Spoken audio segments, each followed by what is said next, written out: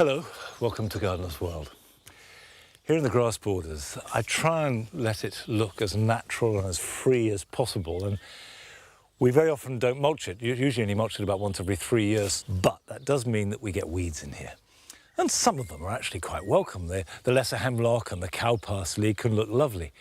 Others, like the cleavers and the nettles and some of the thistles, are not so welcome, and I have to get in here and weed, sort of sifting my way through the growth.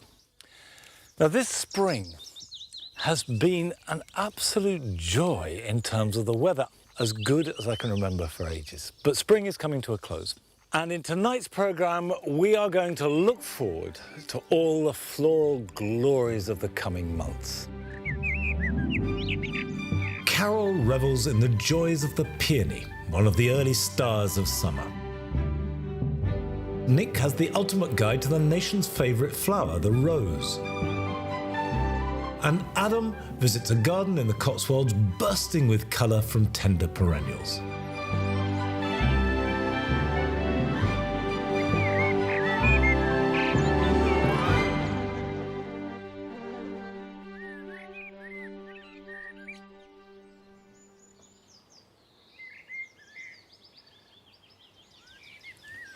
The Jewel Garden is quite slow to get going in spring. It's probably the last piece of Longmeadow to really start showing its floral colours. But when it does get going, it goes on the rampage. And one of the plants that to me is a great signifier of their shift from spring to summer is the tree peony. Now this is Peonia lutea. The colour of the flowers, this bright clear yellow, is really strong and sings out, and it's slightly hidden by the leaves, but I like that. It's really a good border shrub if you've got the space to accommodate it.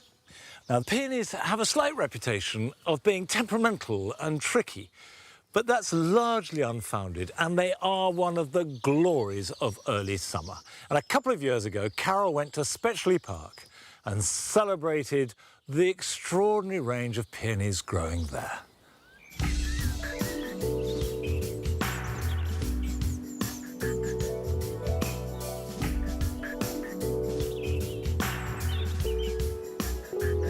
Summer's finally arrived. There are leaves on the trees. Everything's growing. And then suddenly, out of the blue, the peony bursts on the scene with these great voluptuous flowers in crimsons, pinks, yellows. She's the true glamour girl of the early summer garden.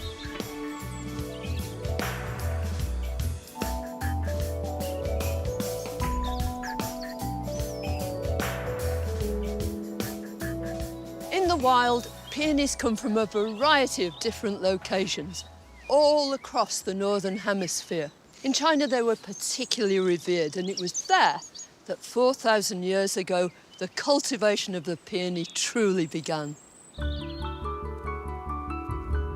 Later, the Japanese took the peony to their hearts, finessing its cultivation and using it as a motif in a variety of art forms.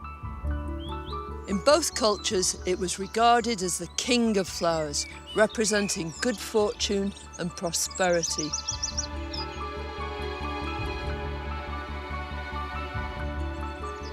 Peonies belong to the family Ranunculaceae. That's the buttercup family. There are two main types of flower. On the one hand, there are the doubles with row upon row of petals. On the other, there's the single ones with just one layer of petals around the edge. In the case of the double flowers, as far as a bee is concerned, they're absolutely useless. Even if there is nectar in there, a bee can't possibly penetrate. So, in terms of beauty in the garden, lots of us might go for the showier doubles, but when it comes to insects, they'll go for the single one every time.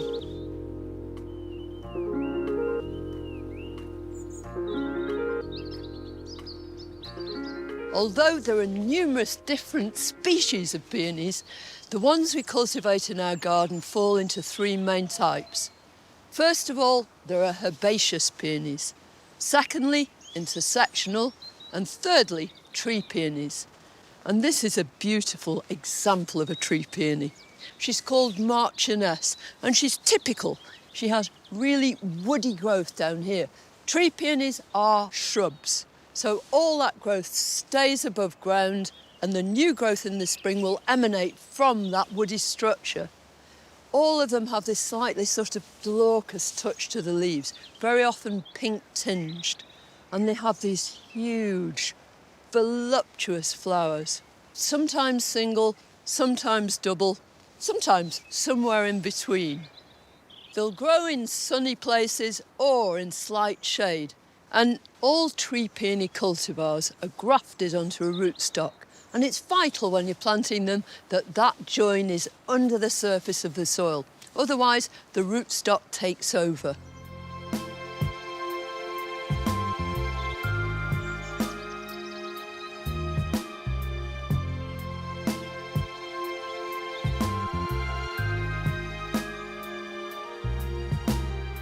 The most commonly grown of all these groups of peonies are the herbaceous peonies, which simply means during the winter they will die away to nothing. They'll disappear completely. Now, tree peonies have fibrous roots that spread out, but in the case of these, there are these big tubers. In the spring, up will come new shoots, and each one of them will make a big, tall stem with a spectacular flower at the top. But the whole deportment of the plant is beautiful. They're evenly spaced throughout. And even though their show lasts just a short while, they're spectacular when they're in bloom. They're very easy and straightforward to grow. But one of the complaints that people often have about these herbaceous peonies is that they refuse to flower. It's often when people have moved them. And the problem is that they get planted too deep. What herbaceous peonies need is to have their tubers planted so there's just a tiny depth of soil above them. 1 inch or 2 inches is ample. Any more than that and they feel buried. They'll produce leaves but very, very few flowers. And it really is worth treating them properly to get this spectacular display.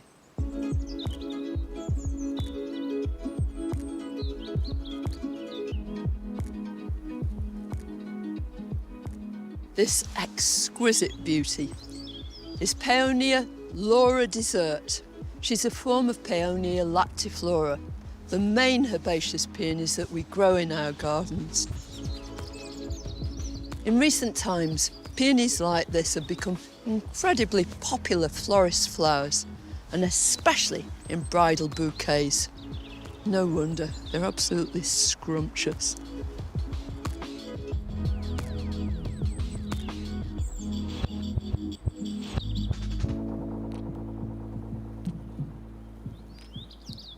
This is the third type of peonies that we grow in our beds and borders. It's an intersectional hybrid. It's called Bartzella. These peonies were introduced in the 1940s by Mr. Ito, a Japanese botanist, who wanted to marry the benefits of both tree and herbaceous peonies. He succeeded wonderfully, but he never knew about it, because he died before the first ones flowered. Since then, they've become extremely popular because they don't need staking. They produce masses of glorious flowers, and often that flowering is prolonged because they make extra buds too. What more could you want?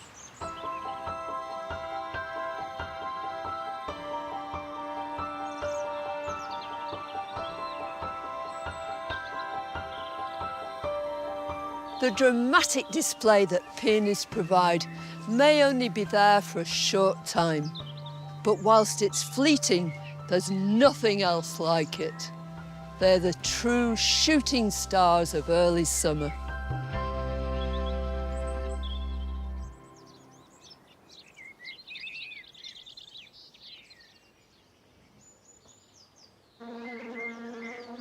There is no doubt that peonies are just fantastic, but it's getting a crowded field. As summer opens out, more and more wonderful plants are coming to the fore.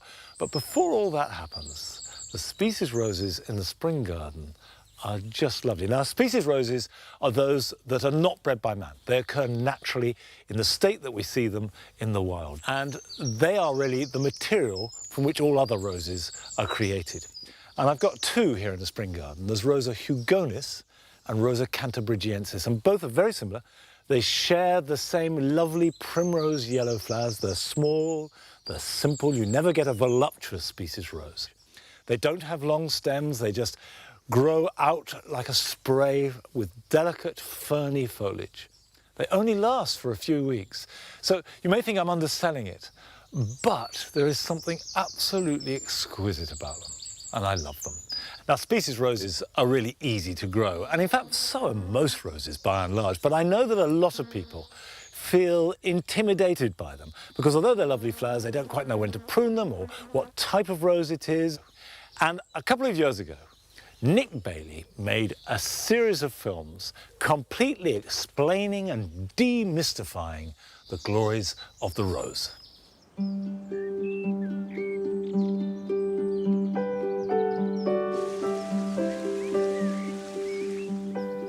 The rose is certainly a vast and beautiful genus. The choice for your garden can be very confusing. Today, I'm looking at a class of roses which existed long before modern cultivars, the old roses. And these are best defined as the plants which were first identified before 1860. And some of them are truly ancient, dating back to the great palaces of Rome, Persia, and Egypt. Now, old roses have some pretty distinct characteristics. They tend to come in the pink, white, and purple colour ranges. They're usually quite heavily scented, and the vast majority put on a spectacular display of flower early on in summer.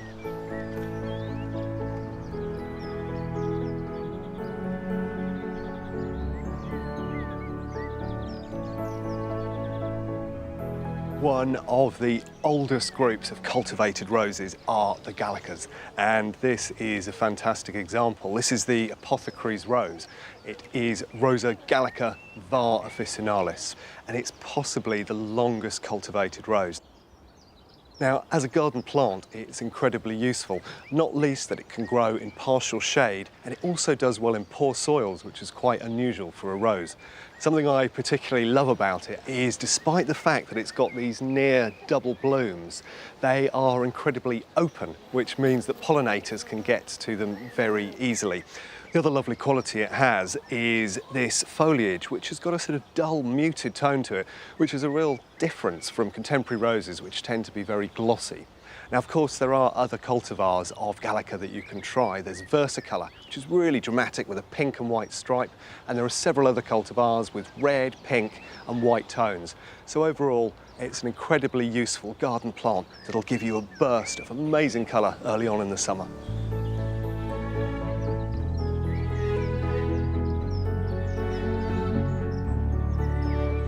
Grown in the Middle East since antiquity, the damask rose really is something special.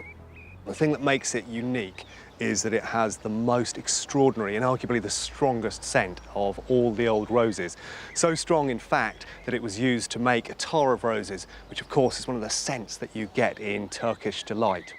Now, it has particularly useful garden qualities. It makes about a 5-foot plant. It has a sort of dull muted leaf, similar to the Rosa Gallica. But there are many different colour forms you can grow in the garden. There are pale pinks like this, near whites, and then darker pinks as well.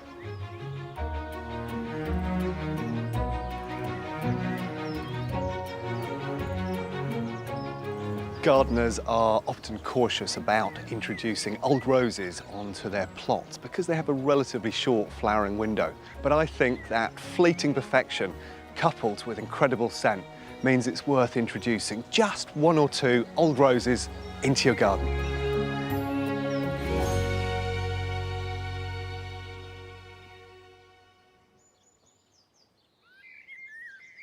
Well, Nick will be returning later in the programme with 2 more types of roses and explanations and tips on how to best grow them. However, there is just one thing I have to disagree with you on, Nick, and that is not that you should have 1 or 2 roses in your garden. You can never have too many of those lovely old shrub roses. Now, I must mistake this delphinium. Delphiniums are one of those plants that I associate with childhood. It's a good idea to stake them, as with all plants, before they get floppy. And I just use bent wire supports around so they've just got something to lean on. I don't try and tie them in, it just means that they won't flop over. And the reason why I associate them with my childhood is because these tall blue spires of flower is something I associate with long, hot summer days a long, long time ago. And I guess we all love them. But I also guess that very few people share the same degree of passionate fervour for delphiniums as Graham Austin. And a few years ago, we went to visit him at his nursery in Hertfordshire.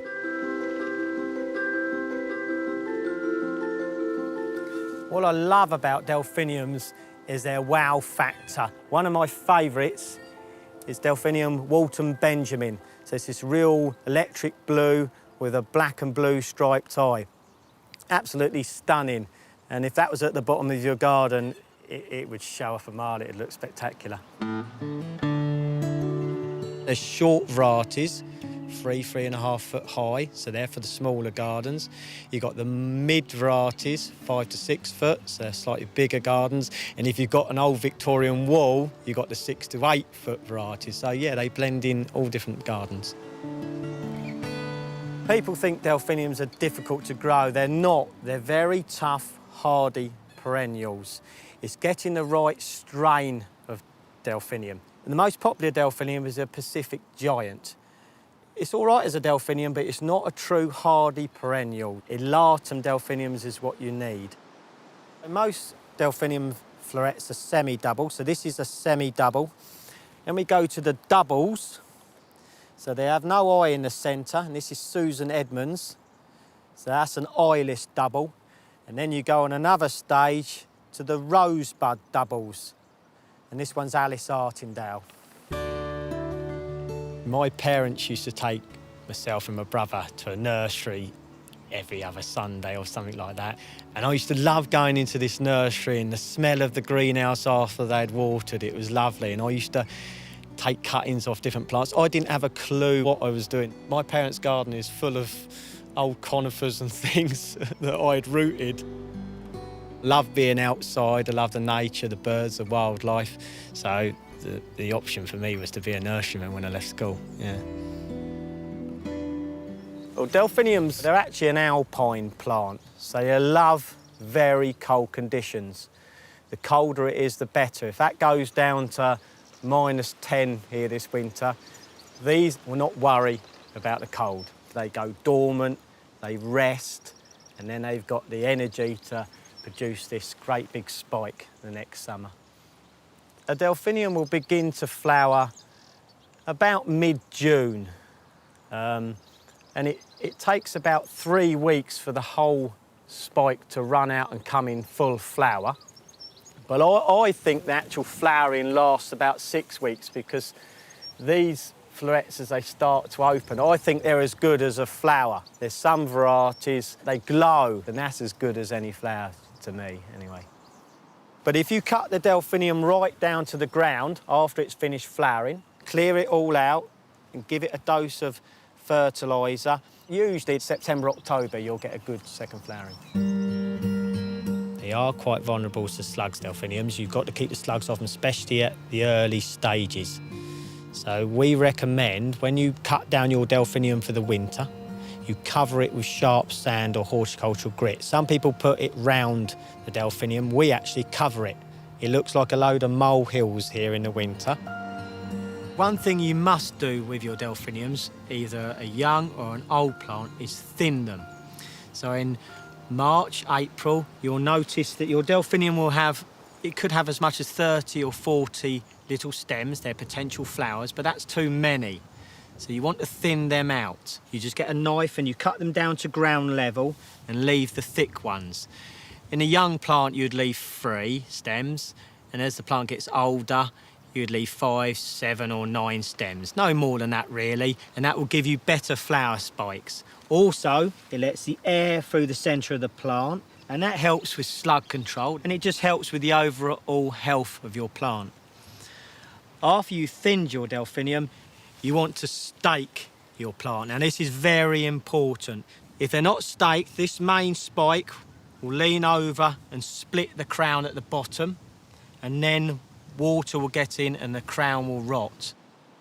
We use 4-foot canes, and we do 3 as a triangle round the plant. So they're in a cage, really, and they just sway, they hit the string, and then sway back. The one thing you don't want to do is stake each flower spike separately to a cane tightly, because all would happen, the wind would blow and it would just snap.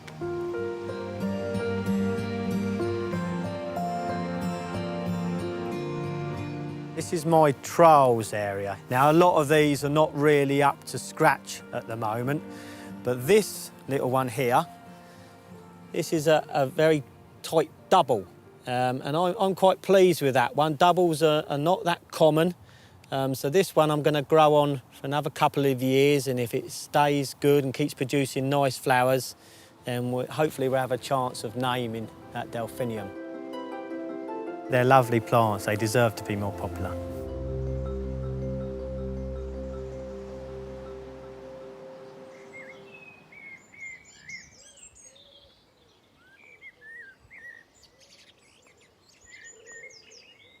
I'm going to feed one of the clematis growing here in the jewel garden. This is a liquid seaweed feed, and it's doing 2 things really. One, it's giving it extra nourishment, and 2, a good drink. And those are the 2 things that clematis love. They really do need lots of water, and when you plant a clematis, if you add plenty of bulk and organic matter into the soil, that acts as a sponge, and they like richness. And if you've got very chalky or sandy soil, you probably will need to feed them fairly regularly, or if you're growing them in a container. Now, actually, they grow very well here, particularly group 3 clematis, and we have them climbing up the wigwams and tripods all over the garden, particularly here in the jewel garden. But this one, I thought I'd give it a boost. And the beautiful thing about growing clematis, particularly the late flowering varieties, which do all their growing in 1 year and then you prune them back hard, is that they give you height, instant drama and height, and you can grow them in a very small garden. If you've got a wall or a trellis or a fence, or you can get some wigwams into a pot, then you can have a dramatic clematis. And of course it means that with most gardens, you can actually have quite a few different varieties growing. As we found last summer when we visited the garden of Sheila Chapman in Essex.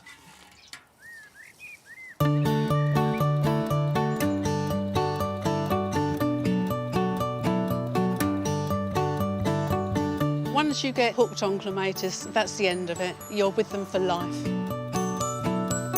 I've always said clematis, should be clematis, and 1 in 10 say fuchsia. I've got about 120 clematis in the garden. It's a good way of going to sleep at night because you can just try counting them all the way round and you've fallen asleep before you've finished. Clematis are so versatile. You can put them up pergolas, through trees, over bushes. You can have the little tiny ones at the edge of the borders. There's just so much you can do with them. When I had the nursery, that was all consuming. It was leaving early in the morning, getting home late in the evening, and then having to do paperwork. And I had 2 years where I only had 5 days off, but I thoroughly enjoyed it, and I wouldn't have changed it for the world. When I packed up, I brought all the clematis I could that were left and hadn't been sold back to my garden. When you go out to buy clematis, if you choose the small liners that you can get and are quite cheap, you have to grow them on in a 2-litre pot for about a year until the roots are right the way round, then plant them out, because the stronger the plant, the better it'll perform in the garden.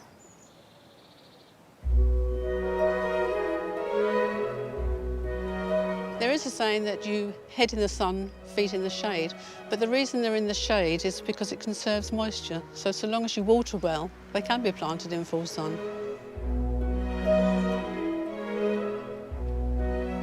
Try to place clematis so that it enhances the plant that's already there. I think every climbing rose has got at least 1 clematis going through it. and I put them up pergolas, over arches, on obelisks, and in the general border, so they mix with other plants. It's just a case of your own personal combination. This is Texensis Princess Diana, shocking pink, outward and upward facing tulip-like flowers. And I grow this on a pergola with the New Dawn rose, so the soft pink and the shocking pink go very well together. And here we've got the Rose Catherine Morley, soft pink, and the herbaceous Integrifolia Heather Herschel. And I think you'll agree these look fantastic because you don't have to have clematis just with climbing roses. You can have them with freestanding roses as well.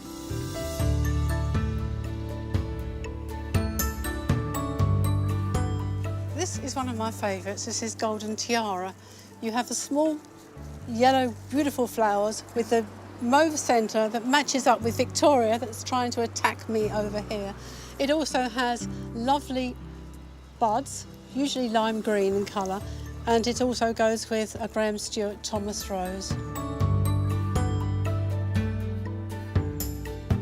These are all my either cuttings or seedlings. 150 of these are the ones that have self-sown. I'm very lucky that I've got clematis seedlings coming up all through the garden, and they seem to see themselves in exactly the right place. This little one here seeded itself many, many years ago, and it's just gone from strength to strength. Another bonus with growing clematis is when the flowers are finished, you've got such wonderful seed heads. If you wish to grow your own plants from seed, you wait until the seeds are dark brown, you put them in trays of half compost, half perlite, cover them with a little bit of vermiculite, water well, and then leave them either in a cool greenhouse, outside on the patio, doesn't really matter, just cross your fingers. This is the large late-flowered variety called Karoo. I grow it on obelisks, many of which came from the nursery, but it's sentimental reason as well, but they do add height all round the border. As you can see, I've spiralled the stems all the way round so that the plant covers the whole area and it doesn't just go straight to the top and then go flying away and looking a bit weird and wonderful like a triffid. Now with the pergola you have the uprights that has all the clematis going over, so you've got extra interest. On the back of the pergola with the fence we have the Rose Awakening, which is pale pink and quartered, and when that's out and you've got the clematis as well, you've got these beautiful large purple clematis. It's just one mass of impact of what you can do when you have clematis and roses together and you've got a good support to put them on. I think no garden can be without a clematis or 10 because there's so many different shapes and you can put them with something, so when something's gone over, you've got the clematis to continue with the flowering. Do what you like with them. They're very amenable.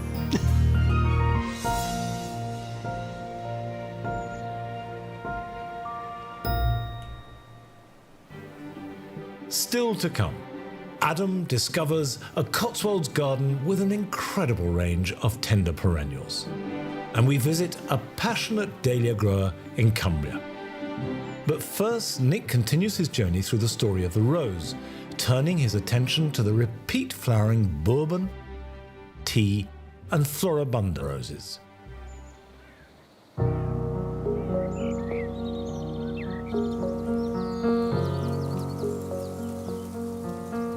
Bourbon roses first came to prominence in the early 1800s, and they really represent the link between old and modern roses. They have some quite distinct qualities to them. They have these deeply ruffled blooms, which have, the most intoxicating and delicious of scents. But the thing that makes them really worthy garden plants for me is the fact that they repeat bloom all the way through the season. Now, this is a particularly good example of a Bourbon rose. It's Madame Isaac Perrier, and it will do just that. It keeps on blooming from May through to October. Now, in terms of keeping these plants happy and growing well in the garden, it needs to be grown in a classic rose soil, so humus-rich, reasonable amount of moisture, but not too wet, and lots of nutrients, so it needs a good mulch each year of manure. Now, in terms of pruning, over the winter, it needs about a 1/3 reduction. So look down at the bottom there, get rid of one of those old stems, and it will trigger new growth, new stems, and lots of new flowering. The period from the 1840s right through until the 1950s saw a huge expansion in the breeding of different rose groups across Europe. The cultivars produced were the forerunners of many of the roses we grow today. Tea roses, such as Mutabilis, arrived from China in the 1840s. Named after the tea clipper ships, they brought with them the promise of exciting new colours, including yellows and an ability to repeat flower, unlike their predecessors, the old roses. These tea roses were hybridised with other older roses, producing hybrid teas. They started to arrive from France in about 1880, and they followed a quick succession of lots of different colours of these HT roses. Then, directly after the war, a new and iconic rose appeared, and this is it. It's Rosa Peace, and it has this beautiful pink edge to it on the outer petals and then yellow in the centre. And it's gone on to become the best-selling rose in the world. Now, all of these HT roses are probably the easiest of all groups of roses to maintain. They need to be in a relatively heavy soil, lots of mulch, lots of food through the season, and their pruning couldn't be easier. You can literally chop them down to about 8 inches, about 20 centimetres in March time, and they'll grow away for you brilliantly into the season. Now, of course, HTs are repeat flowers that will flower from May to November, but if you deadhead them, you'll keep them going even longer.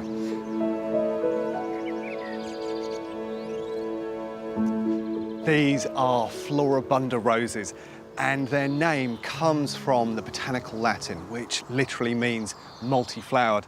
The great thing about Floribunda roses is they repeat all the way through the season. I think the rose that gets me most excited in the Floribunda group has to be this, and this is Burgundy Ice. And I don't think there are many other flowers that have quite this tone. It's that beautiful, suffused burgundy with a pale back to the petal, which really makes the whole thing pop.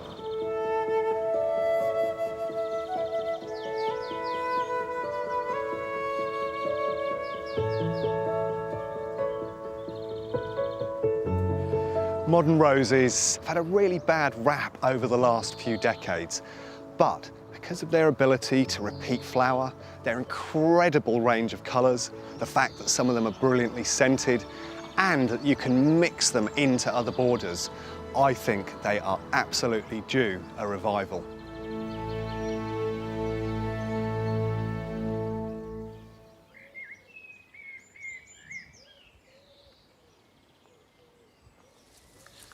Ouch! This rose is one of the thorniest I've ever known. It's called Madame Caroline Testoute. And it's not so much the quantity of thorns, it's each one is a sort of razor-sharp dagger, and I always get stuck by it. But it's worth the trouble because it's beautiful. It's a hybrid tea climber, and it's got a mass of big, blousy pink blooms that will repeat flowering most of the summer. And climbing roses are defined by the fact that they produce their blooms on new growth. So when you're training them, you want to get a basic structure of about 5 or 6 good, strong stems that you fan out, trying to get as horizontal as possible on the surface they're trained against. And then the side shoots, which are all this new growth you can see appearing, bear the flowers. You prune them back in autumn, right back to 1 leaf or 2, and then you get a surge of growth and a mass of flowers. With careful pruning, you can keep a climbing rose like this flowering for decades, for a lifetime. But underneath it and all around the dry garden, we have starting to flower in all their glory the bearded irises. In fact, they only really grow well here in this side of the house because the rest of our soil is much too heavy for them. But they're happy here. And like roses, they have this incredible intensity of flower, but there is something delicate about them, something transient. And they are a plant that inspires deep and abiding passions, as we discovered when we went to visit a grower in the Cotswolds.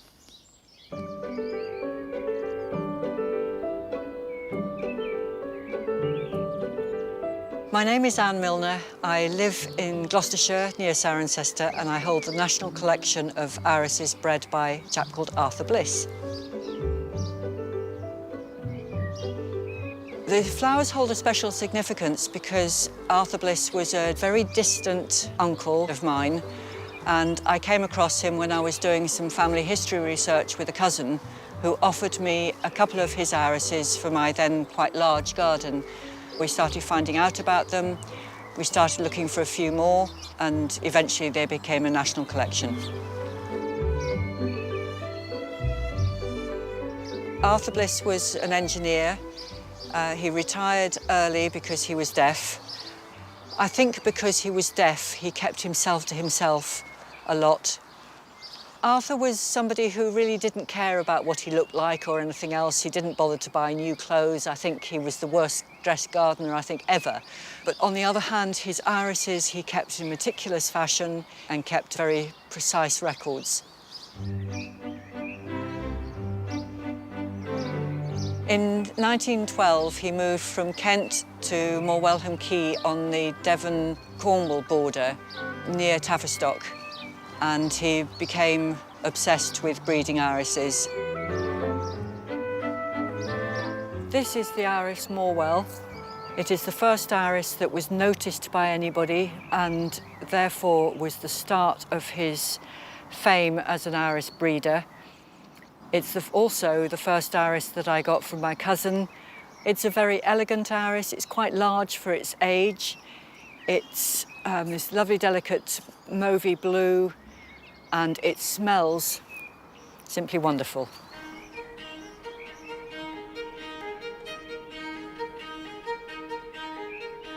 The most important flower in Arthur's story is Dominion. There is no doubt whatsoever about that, because that forged his reputation and went all over the world for breeders to use to create new irises.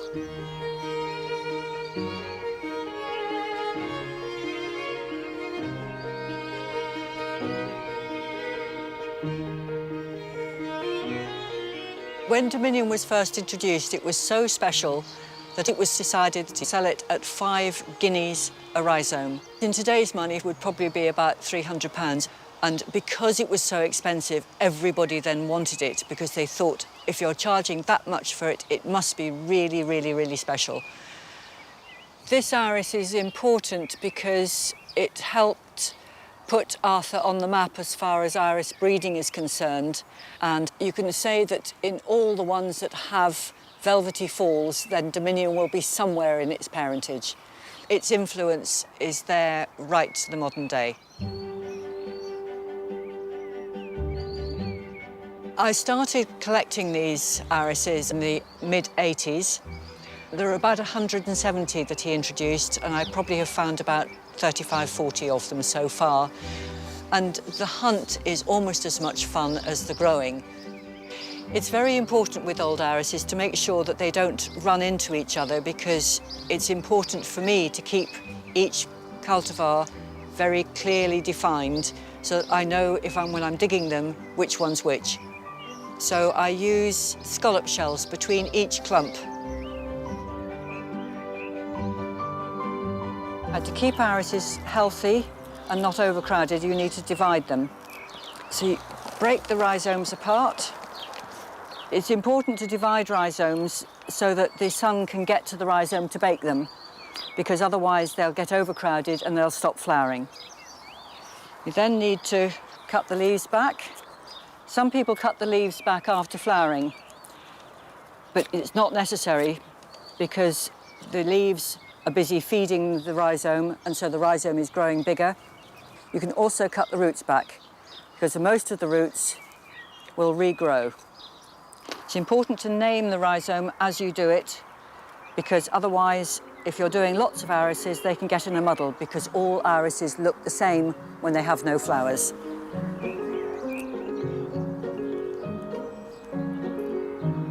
People are beginning to use old irises in breeding again because a lot of modern irises have lost their perfume, they've lost their elegance, and they want to try and breed some of that back into them. I do feel a connection to my uncle in that even though it's a very, very distant relationship, I feel that if he was able to look down and see what was going on now, he would be really pleased that people are still growing his irises 100 years after he died.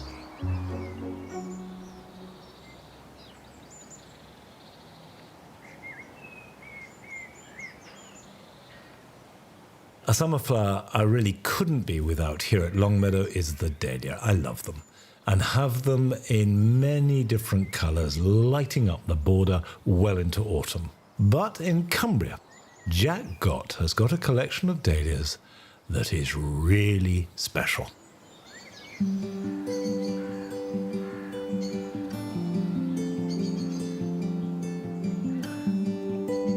I've been growing dahlias for, I would say, between 44 and 46 years. I set off with 12 different varieties. And now we have over 350 different types. I'm an electrician by trade. Used to get together at brew times and one of these lads said, oh, I've got some dahlias if you want to give them a try. And that's just how it started. I'm just passionate about them, yeah. The difference of varieties, the forms, there's everything from the dark leaf ones to the tiny ones that only grow 12 inches tall with a flower like a little daisy to the great big ones that are just full of petal. I've lived in this street all my life. I'm now 68 years old. We have the largest collection of dark leaf dahlias in the UK, and the Dutch people say we've got the largest collection in the world. We've got Grenadier here, which is a bright red one. We've got Fire Mountain. These two are better than Bishop of Llandaff. They're a lot brighter flower, and with the dark foliage, makes it stand out better still. Black Jack is not named after me, as if you might think it is, and you won't see a darker leaf or a darker flower of that type of dahlia anywhere. Well, that tree dahlia is Imperial Iris. It's been in about 4 years. I've never had it to flower yet, but there will one day it will flower. The roots are that big, I would need a pick and shovel to get them out. I think in time it'll start moving that conifer behind us. There is a lot of colour here, but when you go around the back and see all the colour that there is around there, you'll be gobsmacked.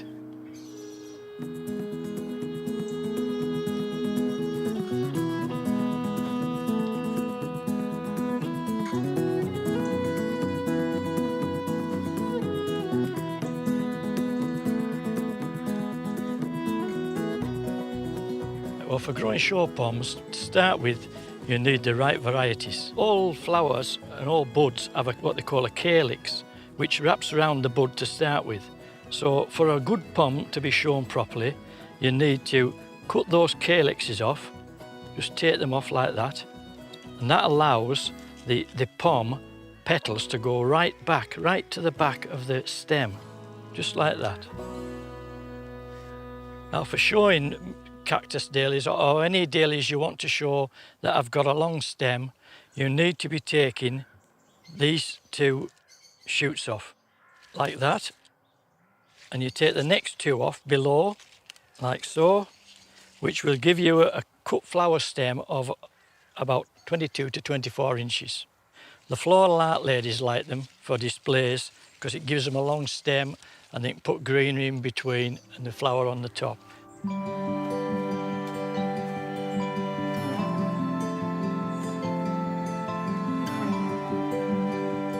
I'm raising new collarette type dahlias.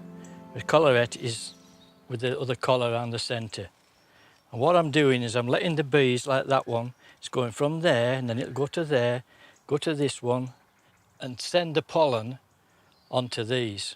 And this is the mother plant, you can say, which is the one that's going to carry the baby seed. You can always tell if a flower is finished because it's pointed. And then for 10 days, I squeeze the water out of them, and that ripens the seed. Then we cut them off, just put them in milk bottles as if it was a flower, leave it there until this has all gone brown, Then we knock the seed out of the pod, save it in an envelope, and then on the 1st of April every year, we sow the seed. Most of them will come single. You may get 5 that are a good collar around them, which this year I would say I have 5 out of 100, which that is good going. Letting the bees do it, it's fantastic. They're doing the work for me. Everybody says it's dahlia heaven.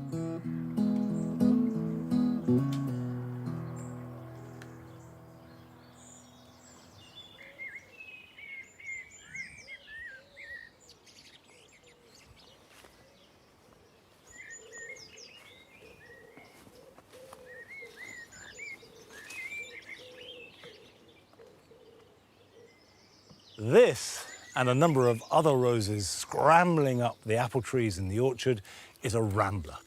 And this one is Rosa multiflora carnea. It's really good if you've got a shady area or a north wall because it will cope with shade and quite poor soil. And it produces a cluster, a mass of these lilac pink flowers. They're fragrant and they festoon the tree. It swamps it. I probably should prune it much harder, but I haven't got the heart. In fact, this is only its 4th year. So every year it gets bigger and bigger.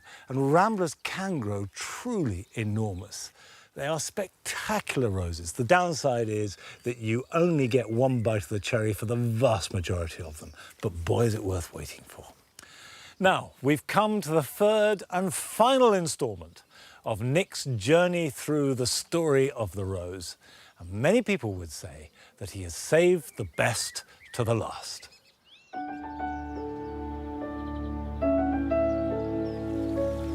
Arguably the most popular of roses gracing our borders today are the English roses. The man responsible for these is David Austin, a farmer's son who in the 60s was inspired by a neighbouring plant breeder to concentrate on hybridising roses rather than crops.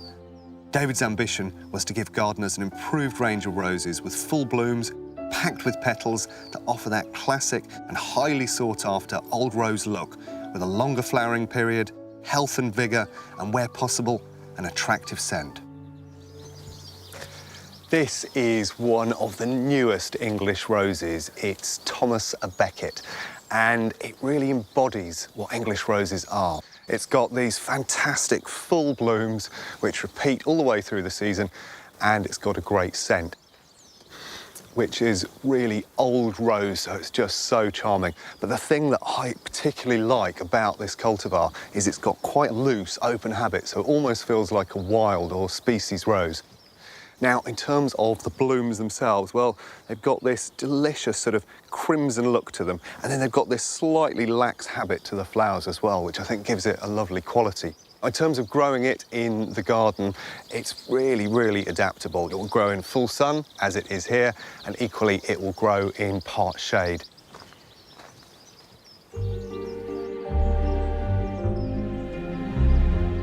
To have a brilliant display of English roses going all summer, deadheading is key.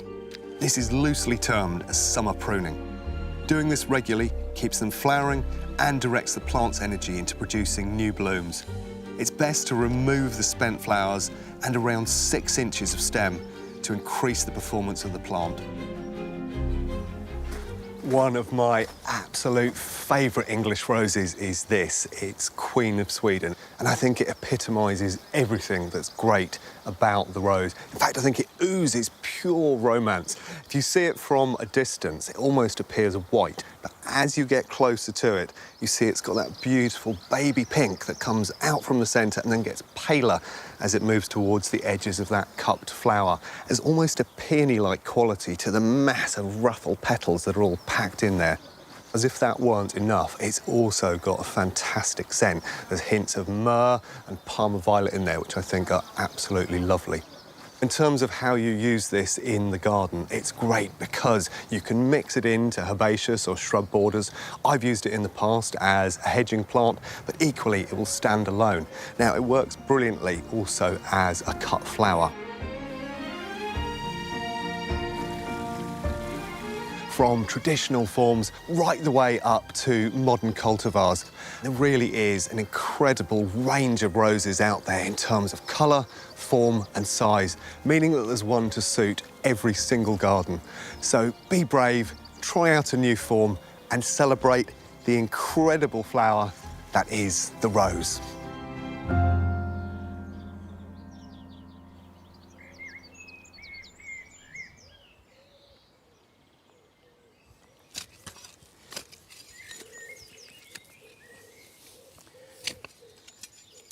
By the end of May, I can start planting out my summer flowering tender perennials and annuals. There's a huge temptation to put these out at the beginning of May, to move on, to push all that summer intensity a little bit closer. But it's risky. Better just to wait a little bit and then plant them out. And what I'm putting in here is a salvia. This is Salvia amistad. This guy flowers absolutely reliably with a deep, inky purple flower that will start about now and carry on into autumn sometimes. It just goes on and on. And it's pretty robust too, as salvias go.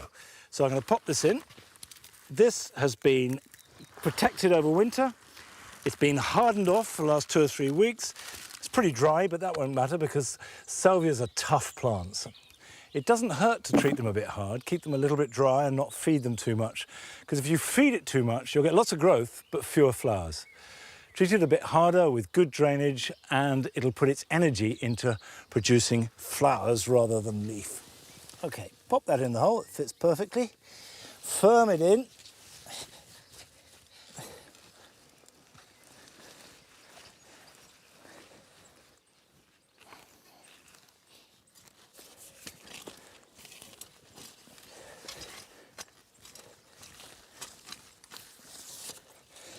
And now I'll give it a really good water.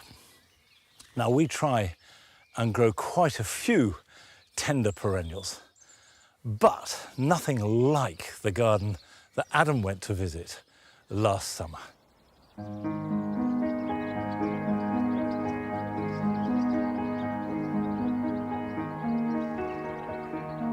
We gardeners do like a yap, don't we? Especially if we find something that we think's a little bit different.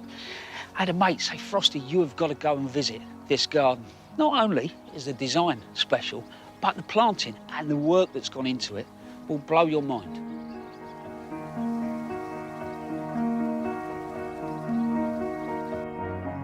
This is Broughton House, a 2.5-acre garden near Moreton in Marsh. At first glance, it looks good. But get a bit closer to those borders and there is something really special going on.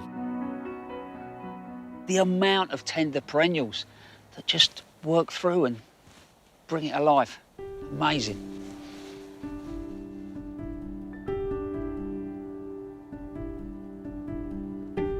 Three gardeners create and maintain this amazing space, headed by Jackie Ray. It's got like balanced.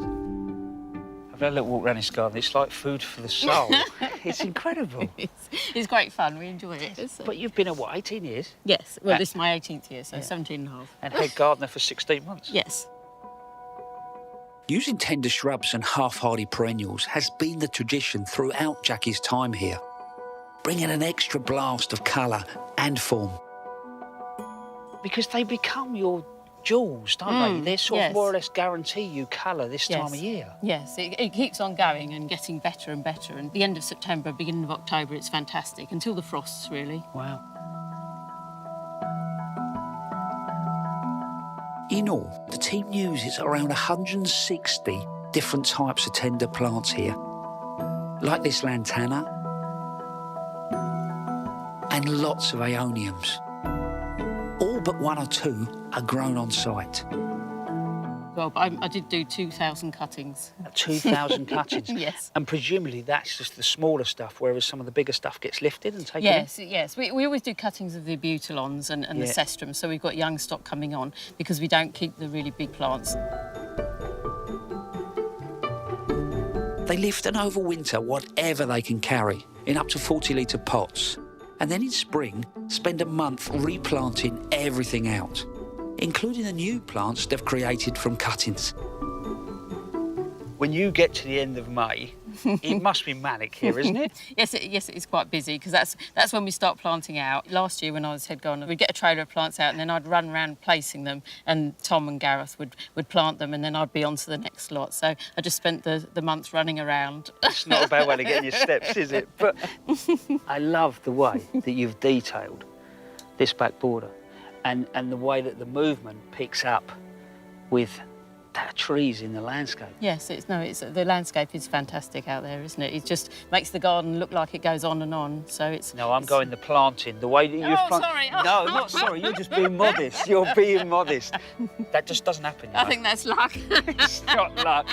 It's not luck. Go.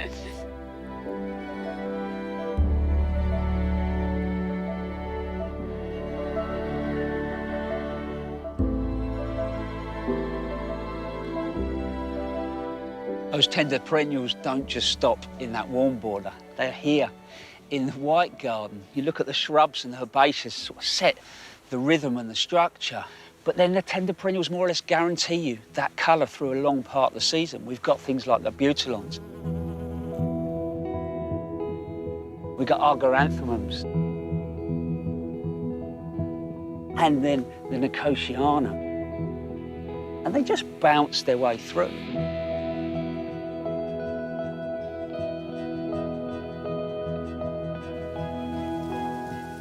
I think it's really clever what they've done with the hedges, because they've not just used one block. They've left little windows so you get a link into the next space. And I think you can do that even in the smallest of gardens, maybe with an archway, a couple of pieces of trellis. You might just want to hide a seat or frame a pot at the end of the garden, but it just helps create a little bit of mystery.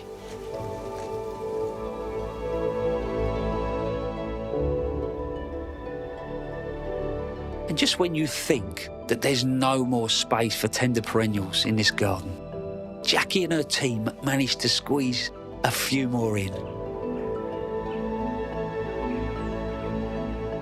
Look at this pot. Absolutely incredible, isn't it? They pop up all around the garden, and for me, they encapsulate what this garden is all about. Yes, there is a lot of work in those borders, but think about that on your terrace right the way through the summer months. Wouldn't that put a smile on your face? My mate was right about this garden. It is special, probably one of the best summer gardens I've ever seen, the design and the planting.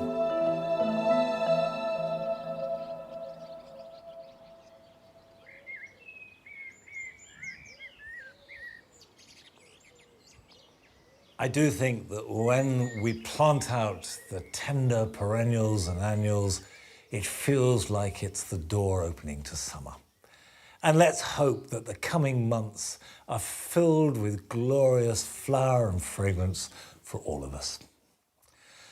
And I hope you've enjoyed today's special programme celebrating all those glorious summer flowers that hopefully will be awaiting all of us in the months to come. And I'll be back here at Longmeadow at the same time next week. So until then, bye-bye.